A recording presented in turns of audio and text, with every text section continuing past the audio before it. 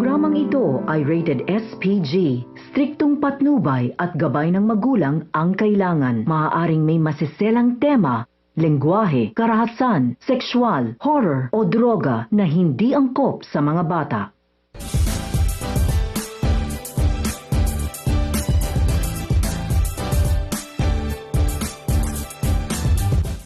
Narito ang ating aabangan mamaya sa Magandang Dilag. Tagumpay, sikreta sa kanyang plano na ipaya si Alison sa kanyang press con interview. Mabubuking tuloy ang kanyang pagiging escort.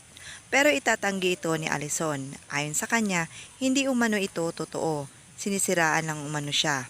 Pero dumating sa press con ang asawa ng naging lalaki niya at walang pakundangang sinabunutan siya. At mapapanood umano ito ng buong mundo ang kanyang kalandian. Hindi naman magpapakabog si Alison sa nangyari at hindi niya umano pinagsisihan ang pagiging escort. Pero ang hindi niya matanggap ay na-expose ito at walang ibang motibo na gawin iyon kundi si Ryle. Mapapanood naman ni na Ryle ang iskandalong nangyari kay Alison live.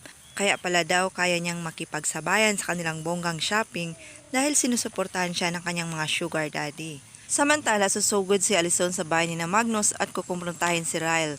Magkakagulo kaya sila? Habang kinakausap naman ni Gigi ang kanyang kumatos na nanay, nang bigla itong magsasure. Magigising na kaya si Nanay Luisa? Abangan!